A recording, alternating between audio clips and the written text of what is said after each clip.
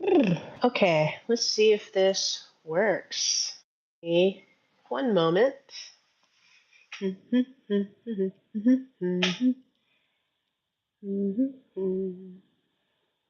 Oh wow. Okay, it works. Let's see how we can do this. Maybe drop you down. Cool.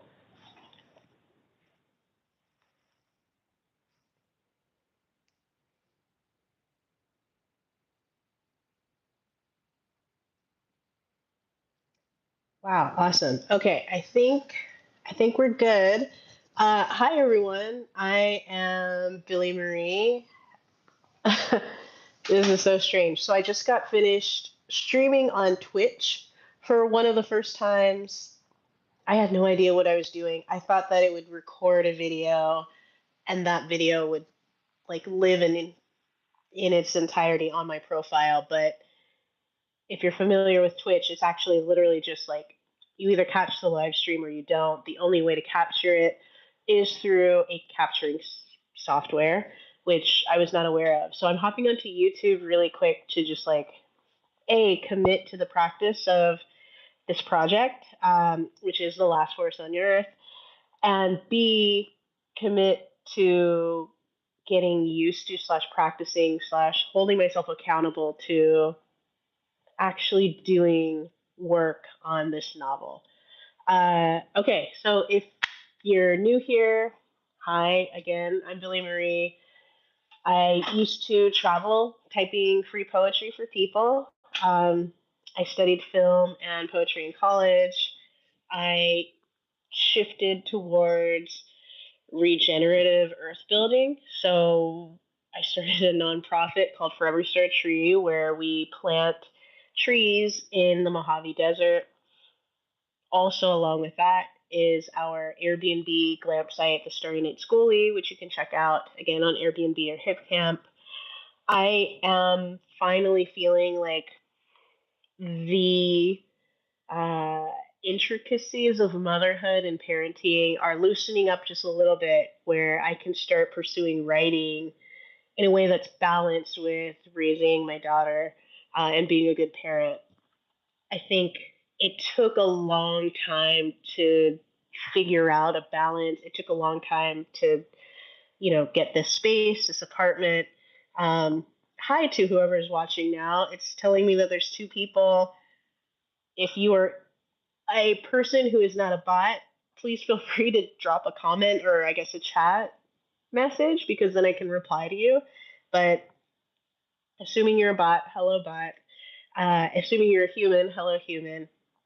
Yeah, but I feel like now that we've got this space that's out of the desert and it's an actual apartment, it's not a school bus in the middle of nowhere.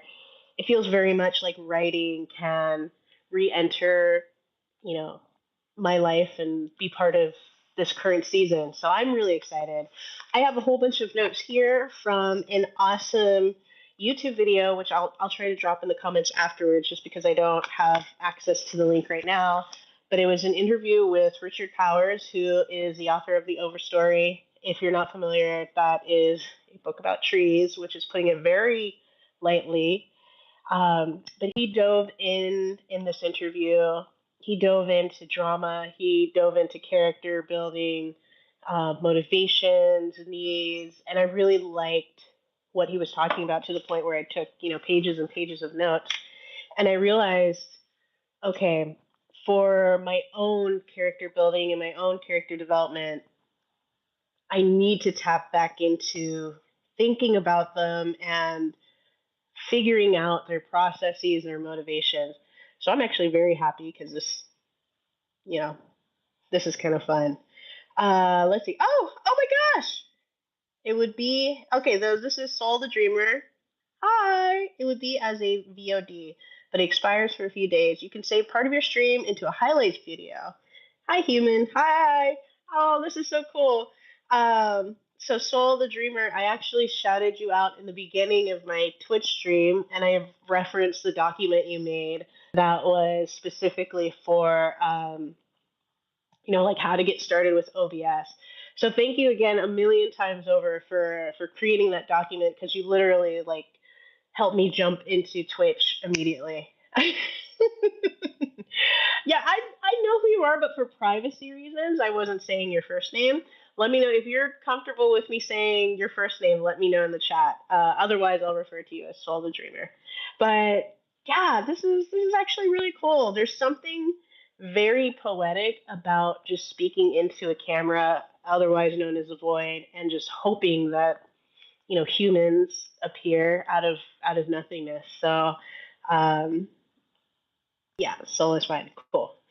Yeah, so I think for this live stream, it'll be really short. I just want to put on some lo-fi, which I think I can do in the background. If I get a copyright strike, that's okay. That's just how it goes. But at the very least, I wanted to listen to some lo-fi and then just jam on some ideas and some world building.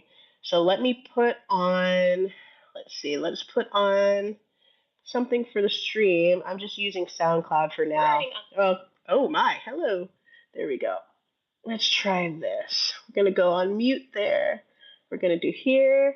We're gonna go volume. Okay. Oh, an ad. That's funny. All right, so we'll wait for the ad to pause. But essentially, I wanted to figure out how to represent the external realities that these characters in The Last Force on Earth are facing, and then mirror that to their internal realities.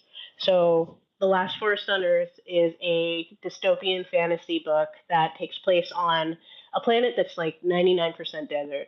1% of the planet is specifically dedicated to this technocratic utopia, right? So, like, imagine this artificial oasis where the trees aren't real, the plants are real. In order to get any nutrients or any food, you have to take like supplements that are just like not real food. It's just things to ingest. So there's this artificial utopia that's happening, while on the outside of this world is just a desert planet that is seeking to survive. Um, Nice. And then I'll drop this link in the chat so anybody could listen to it if they wanted to. There we go. Okay. Cool. Food is kind of like supplements gone wrong, says Saul. Yeah, I agree. Nicely said. It's like like if you're in a hospital or a prison or some sort of institutional system where they don't care about the quality of reality. They only care about like the process. That's essentially what I was trying to channel. Like, okay, every day these characters, like Cleaver, takes his supplement, he takes his pills, and he's just functioning as though that is the normal reality, which is a very strange way to live.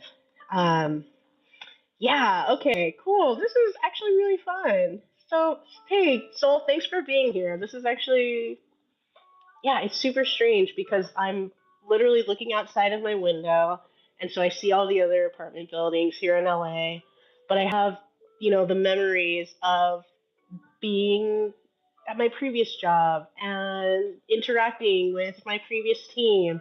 So I'm super grateful that you're here because that's like a nice split in reality for me. All right, so I'm going to dive into the lore aspect now that we've got the lo-fi. Soul the Dreamer. It's like instant noodles in a pill. Ooh, doctor, don't worry. The patient's stomach acids will hydrate the nutrient. Yes, that's good. Can I react to this? How do I put some sort of smiley? Okay, I can only put you in timeout. I don't like that. I want to be able to like this message. That is so good. Okay, cool. I can heart it. Uh, Yeah, yeah, no, that's a good way to put it. But of course, the fun part is that of course no one knows that there's any reality outside of this technocratic bubble, right? This place is called the Shell, and it's called the Shell for a reason. If you could imagine just a vast desert with nothing there, not even plants, right? But then in the distance, there's this geodesic, shiny, rainbow, glistening bubble dome thing that is housing this artificial utopia. So, like, what would the people in this place even think about reality? I have no idea, and I'm excited to find out. To that extent, one interesting part about this, you know, technical oasis, I'll call it, is that there's no plants. So since 100% of the planet is, desertified, purely desert, inside of this bubble society, there's like holographic and or fake um, projections of grass, flowers, trees. So again, just imagine like the inability to smell a flower, the inability to climb a tree. There's no fruits that you can pick. It's just a strange reality where it feels very safe, but it's safe because it's lacking all of the beautiful aspects of life. Okay, so with that being said, let's go on to the next point. During the Twitch stream, I was going back and forth between like the external and the internal realities of this universe. And one interesting thing that I realized during the stream was okay, there's this hidden forest on the planet that no one has discovered. That is kind of beautiful because, for one thing, that means that deep within this planet, there's like a hidden reservoir that no one can touch. And on a desertified planet where everything's 100% desert, like how beautiful is it that there's this myth or this reality that the last forest on Earth, of course, exists and is untouchable, right? No one can find it. No one knows how to get there. And we just have to go on this journey to see if the main characters achieve their mission of getting to this last forest on Earth. The internal mirror of that. So that's external, right? Internally, how beautiful is it that that's telling us that within each character, perhaps even just the main character, there is this hope that is inextinguishable. There is this like spirit, there is this drive, there is this beautiful optimism in the main characters that cannot be defeated, it cannot be conquered, regardless of all the darkness, regardless of like all the traumas and all the terrifying adventures they go on. There's just this hope and this drive that like cannot be destroyed. And I think that that's a beautiful reflection of what it means to have this forest on Earth, on this desertified Earth, right? Like so internally each character has a beautiful spirit. Externally, there is this beautiful spirit of the trees and the forests that exist in this desert, which is gorgeous. Okay, cool. And then I think one of the last things I talked about was framing. I talked a little bit about Severance, the TV show, just because I really like how Severance does a good job of having the internal world of the characters be about separation and like disembodied reality, where you have one disassociation and then another reality. And then, of course, that's mirrored in like the innie and outie experience.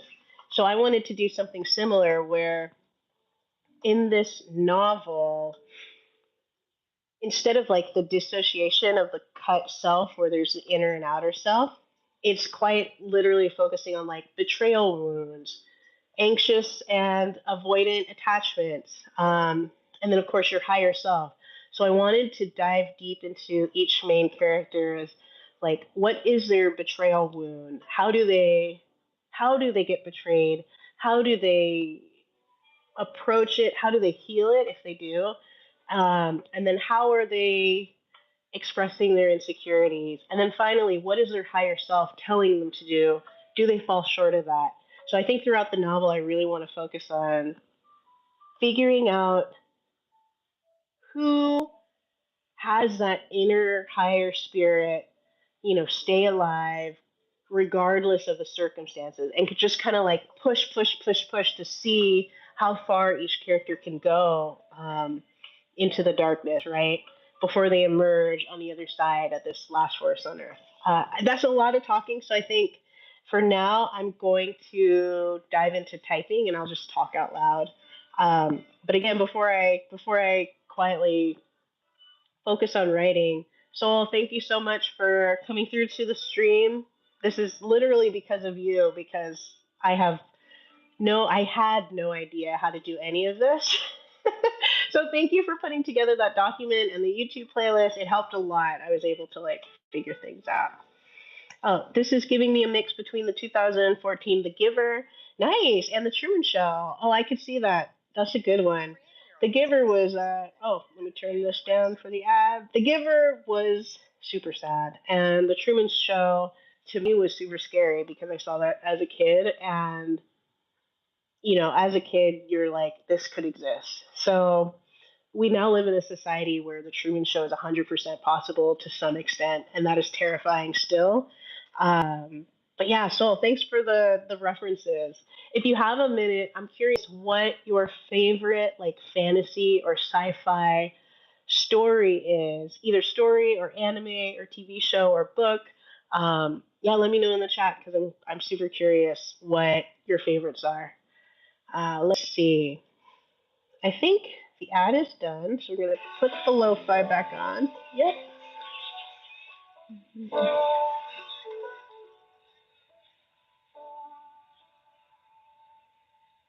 Oh, nice. Solar Dreamer says, absolutely. I'm happy to help support and experience creative. Thank you very much. No, this is really cool.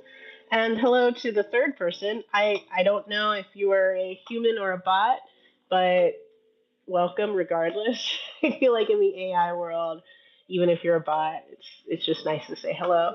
But feel free to drop drop a comment in the chat. We are talking about lore for the novel that I'm writing, which is called The Last Forest on Earth.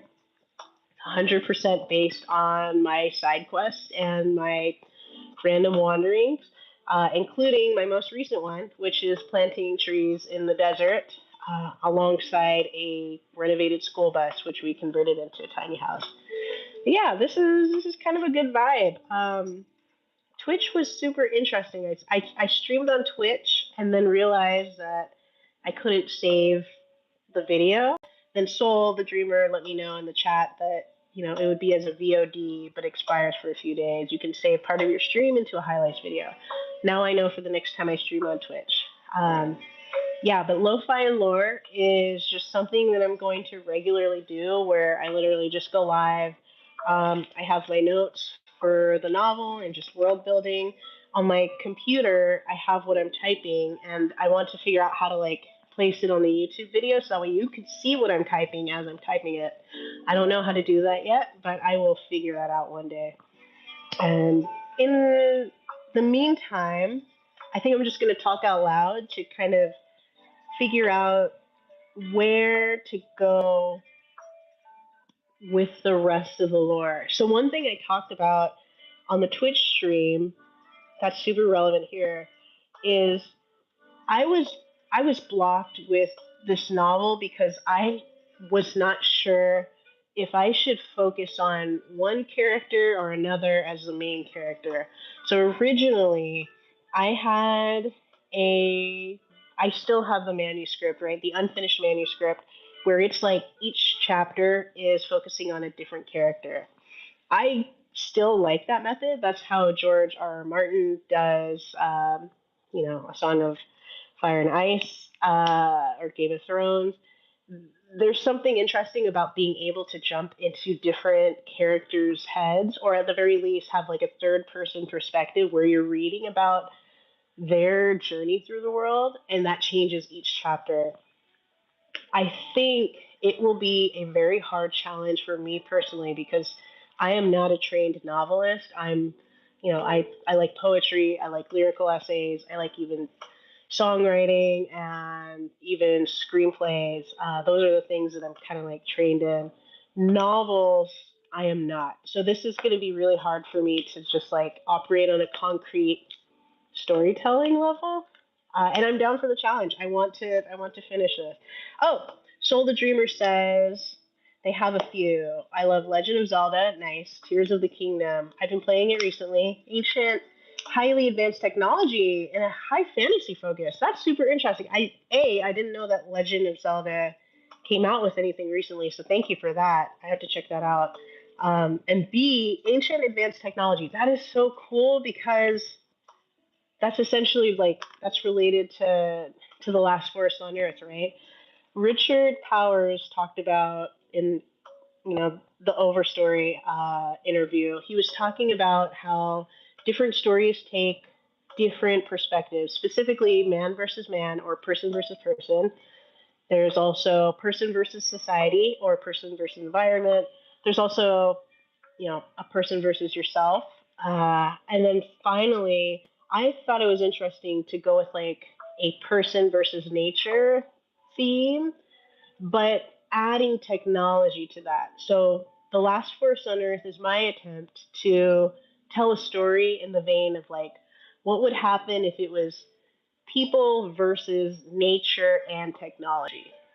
And that's sort of how The Last Force on Earth came into existence as a story, which is kind of cool. Yeah, there's something there. Okay. Okay, so I think from here we're going to go with what Richard Powers calls the onion layer method. That's when you highlight the character's value and you have it mirror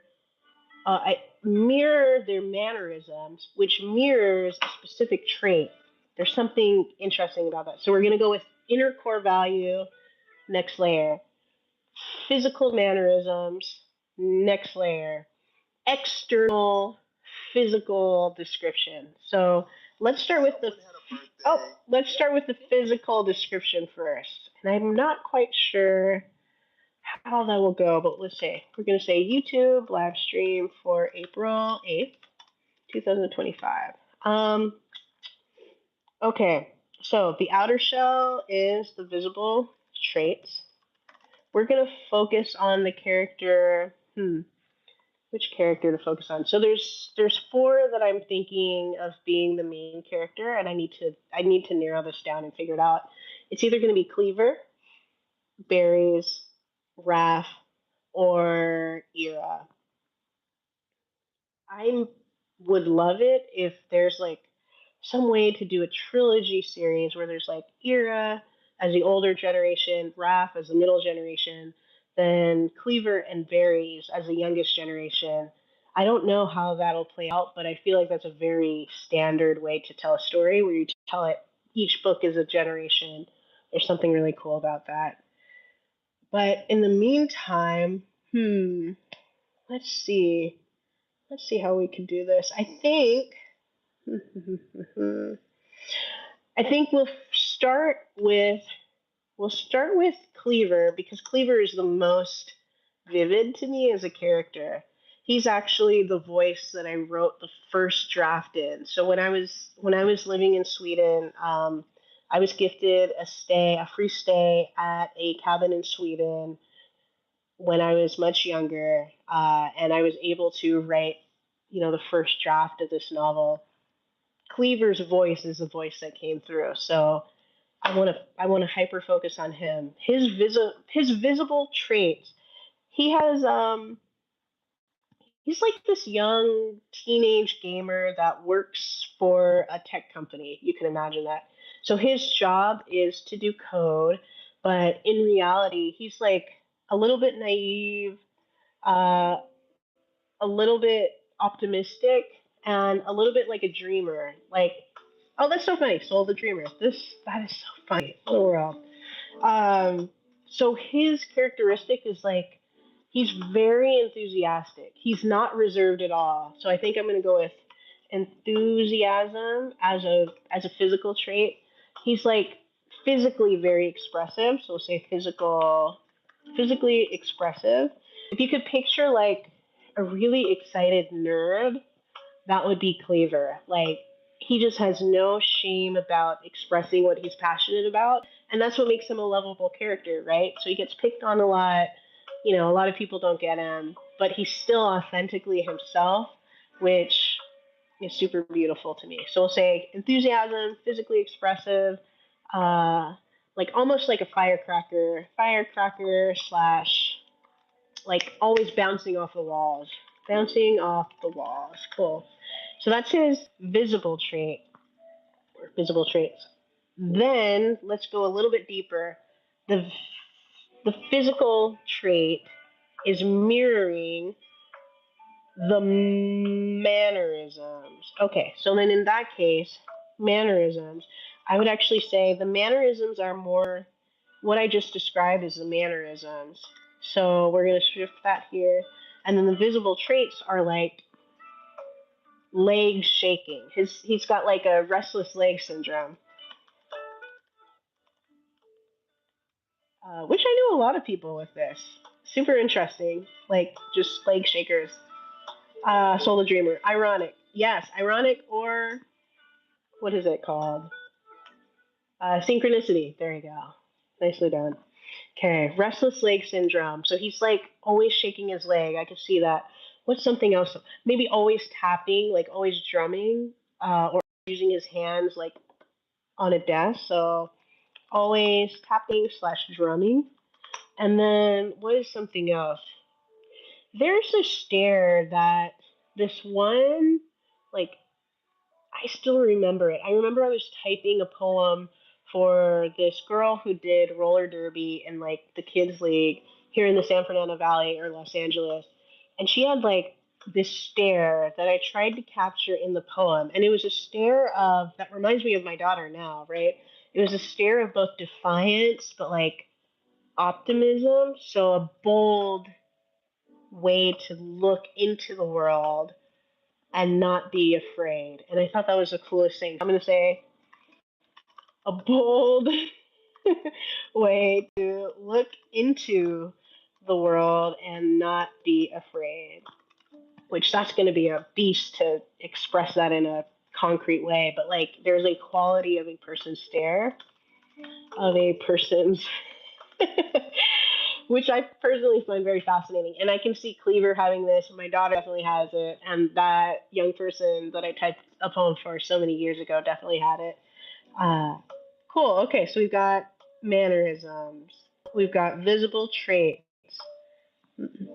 Soul the Dreamer says there's nothing wrong with an anthology series. Generational storytelling is exciting. Then you can discover how each layer of the past affected the future. Dude. Okay, let me make that note. Okay, so notes from chat. We'll say Soul the Dreamer. I'm going to actually, because that is such a good one, I have to ponder this. How do I copy this? Copy? Cool. And paste.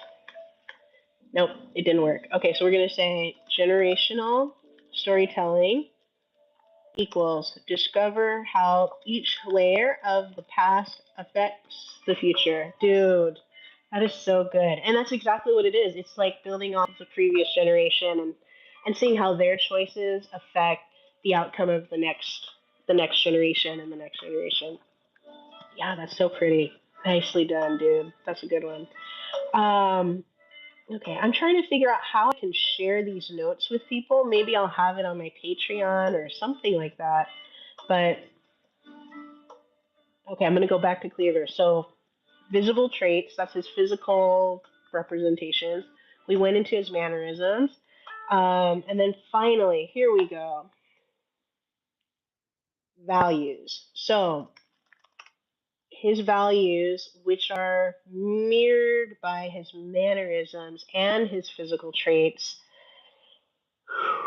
I'm going to say optimism, honesty. There's like no room for lying with this kid because he's like not naive, but just very optimistic. We'll say optimism, honesty, not loyalty, but like adventurous, maybe adventurous. So yeah, his values are optimism, honesty, and being adventurous. Um, and adventurous is a little bit different from like free will or wanting freedom. I feel like adventurous is a very specific thing where a character's drive to find something out or like to test themselves or to discover something. So maybe that's it too. Um, a drive to find out what life is all about. Yeah, there we go. Okay, cool. So we've got Cleaver down. Cleaver is pretty cool. And I think I have the cards here. So maybe if I have Cleaver, I can show it. These are just AI renditions of what the characters look like according to, you know, this generator. I just used Canva, and Canva did an awesome job. Okay, here's Cleaver. Hopefully, you could see that. That's Cleaver, or at least AI's rendition of him. I think it's kind of cool. You know, he's got all these computers around him because obviously he works in the shell. Cool. Ah, yeah. Oh, that's what I should do. In the Twitch stream, I dropped a link to the printables. So let's see if I can drop a link here. Boop, boop, boop, boop, boop, boop, boop, boop, boop, boop, boop, boop, boop, boop, boop, boop. All right, here we go. HTTPS equals slash slash. Cool. So that is a link to the principles of the card game. So I will get you this for free. I'll just email it to you, and or I'll just send it to you directly. But anybody who's watching this in the future, here's a link to the printables. It used to be free. It's now $1, and that's just because I'm like trying to play this game of, hey, how can I improve with each time, and then how can I increase the price by $1 each time? So as the versions grow of this, this card game, so will the price. So we're now on version 2 of the game, which is a long time coming. Cool. I think the next character to go with. Oh, no, I don't like how many ads there are. It's like they figured out I was streaming and then decided to create ads. They did not do this when I was doing Twitch. So SoundCloud is up to something. Okay, let's go with berries next because berries and cleaver are like this in the last book, and they're like they're not shadows of each other and they're not counter to each other. They just pair really well together. So we'll focus on that part. Visible traits, mannerisms, values. So let's start with the values actually. This time we'll start with like the deepest part. I think berries is slightly older than cleaver. So if cleaver is around 16, 17, then berries is maybe like 19, 20. Um, she's actually a desert forager. She's a survivor. She has somehow figured out how to make her way like through the shell, through the desert, through the technocratic utopia, through the forest. Um, she's just figured it out. So I think her key value is survival. Her key value is like resilience. Another key value is perseverance. And then I would say her final value would be not loyalty, not love. It's something different. And it has to do with the bonds and connections we have with each other. It's like honoring or maybe like witnessing other people. So, like, the importance of witnessing others. So, like, being able to see Cleaver very clearly, than clearer than anyone's ever seen him, or to be able to see Raph, one of the other characters. The ability to see even the worst character, right? The worst character in this series is the desert fisherman. So even her ability to like see his humanity, whereas all the other characters can't see it at all. Like she has that ability to witness and kind of see all sides of a person, which I think is really interesting. Okay, let's see. Oh, I think it's time. I think it's time for me to end this. Okay, and I see email.